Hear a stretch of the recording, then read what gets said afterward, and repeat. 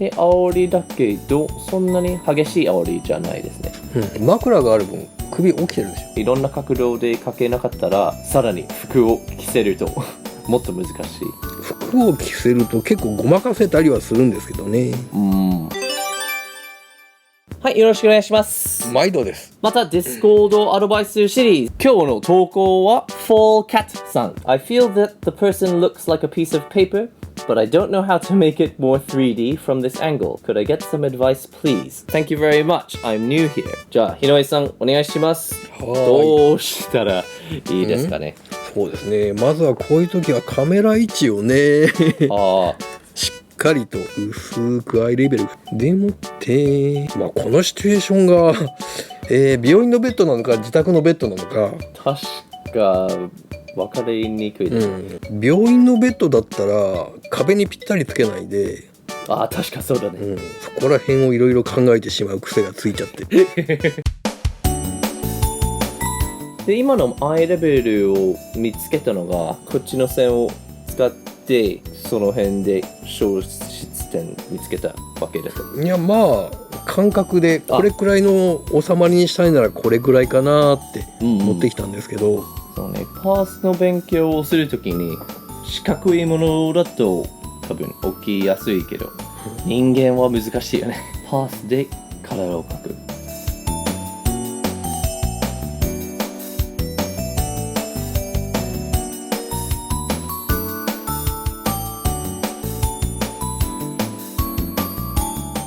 今のアイレベルだと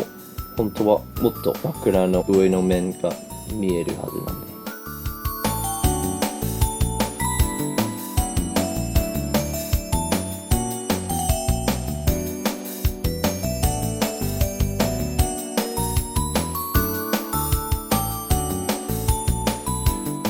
そして窓の代わりに面会人が座れるスペースですよね、こういうのですね。あと有料テレビ。そうですね私も入院した時に初めて見たどっかでカードを買わなきゃいけなかったテレビ見るなら、でも最近はほら自分で使ってる DVD プレイヤーでテレビ見れたりするじゃないですか。そう私もテレビ別に見たくないし iPad を持ってこればそこでNetflix とか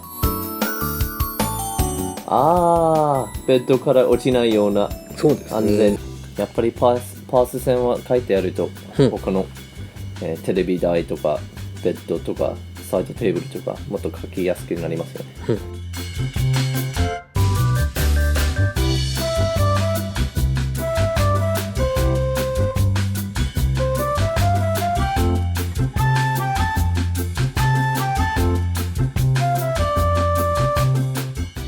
そして一番難しかったところ、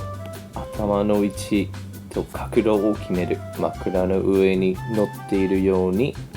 そしてシワができる。で、煽りだけどそんなに激しい煽りじゃないですね。枕がある分首起きてるでしょ。そうね。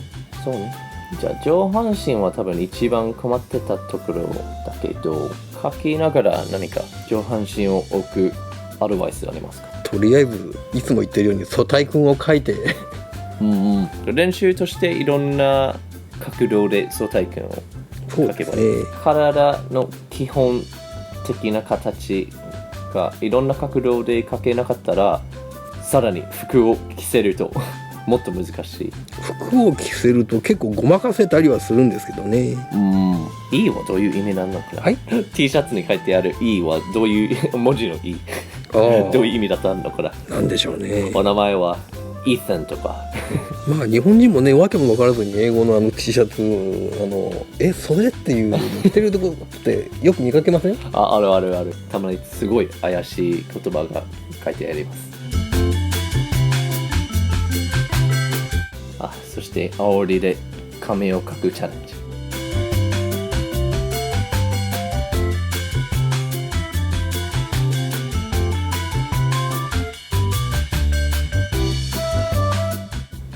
こういう角度でもちろんアニメも描けるんですけど、できるだけこういう角度を使いたくないですね、アニメで。まあバランスの問題なんですけどね。なんとなくなんかアニメでよくある顎の形はこういう角度だと崩されるっていうか、まあキャラにもよりますけどね。そうね体のベースを使って服着せるのが描きやすくなりますね。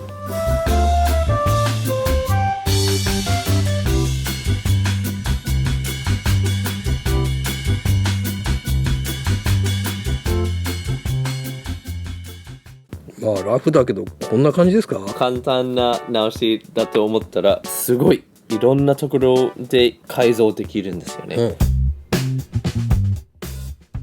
すごいね。いろんな良くなってるところがいっぱいありますが、最初は元の絵を見ましょう。元の絵はこんな感じでした。まあそんなにディテールがないけど、漫画の一コマだったらありですよね。もちろんそうですね。じゃあ窓があって、このちょっと謎の浮いているテーブル、足が見えないのかな、それともこのベッドが床にあるのか。将棋盤とか囲碁。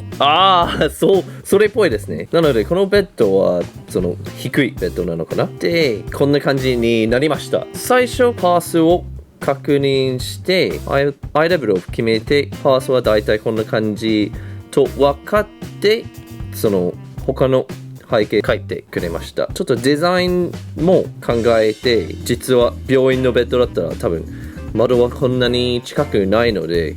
こういう風にこの